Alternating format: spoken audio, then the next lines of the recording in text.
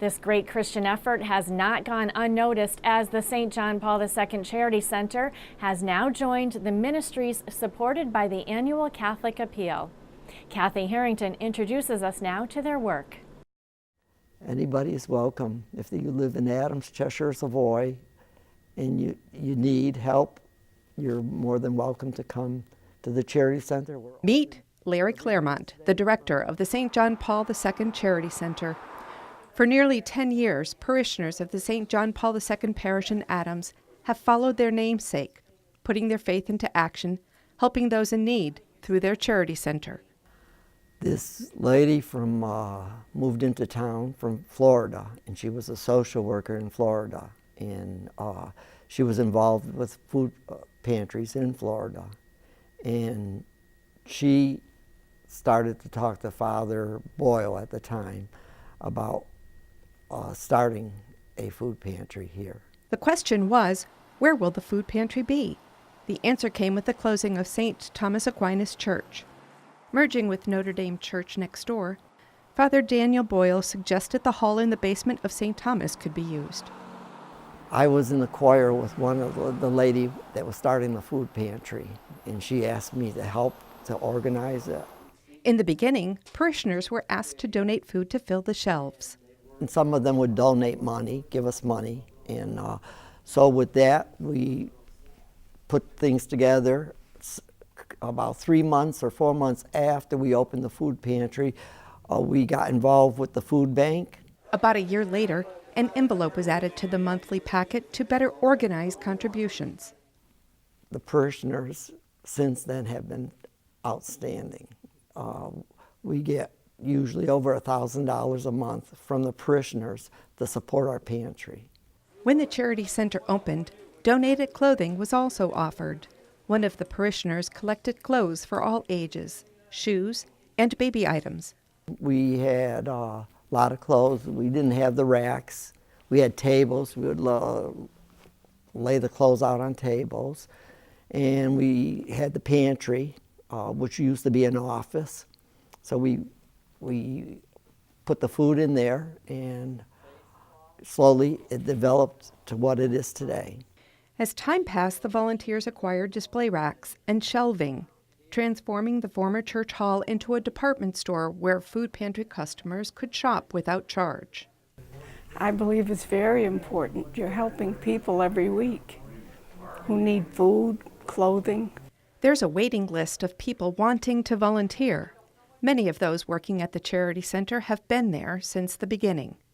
Well, I'm retired, and they started it, and about a month after they started, I decided to come down and see what it was all about, and I liked what I saw, and I've been here now. We're into the 9th year. I feel like you're doing something for the community. There's a lot of people out there that are in worse shape than we are, so they need help.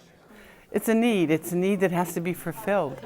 Brenda Robinson is another parishioner who has volunteered at the center since it opened. It's very important that not that I do, but that everyone does in general. I just, sign people in.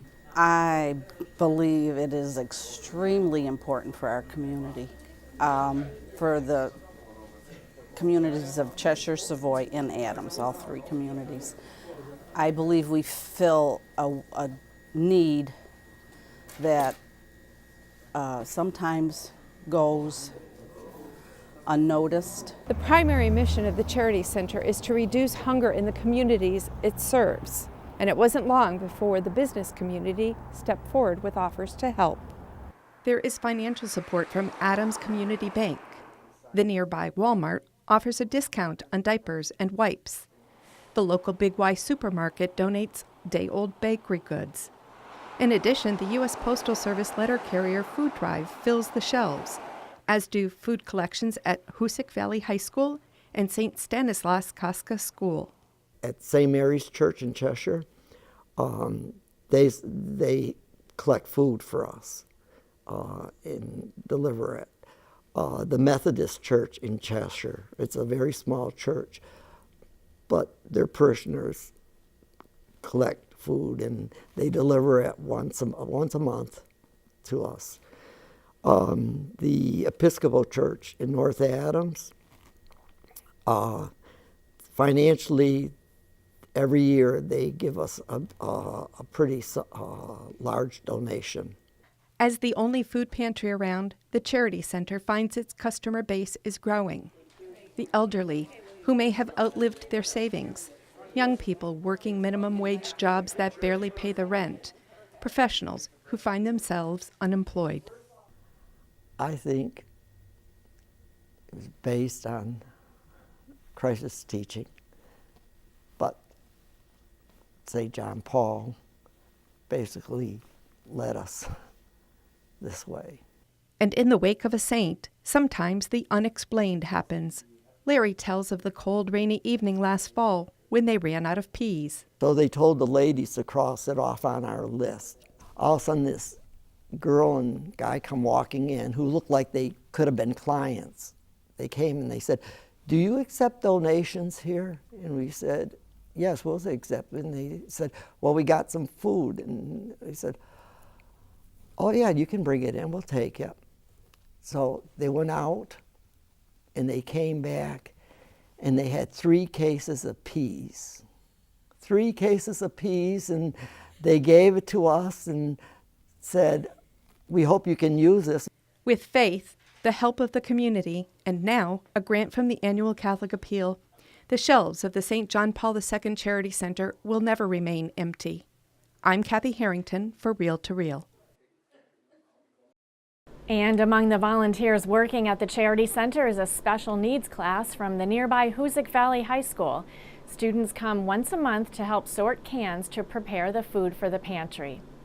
And remember, ministries like the St. John Paul II Center depend on your generosity to the 2019 Annual Catholic Appeal. The outreach funded by the Annual Catholic Appeal, which includes this weekly program, along with the Chalice of Salvation televised liturgy, touches the lives of many throughout Western Massachusetts. If you've already donated, then thank you. If you haven't, then why not take a moment to make your 2019 donation? You can do so securely at diospringfield.org. That's diospringfield.org, and thank you in advance.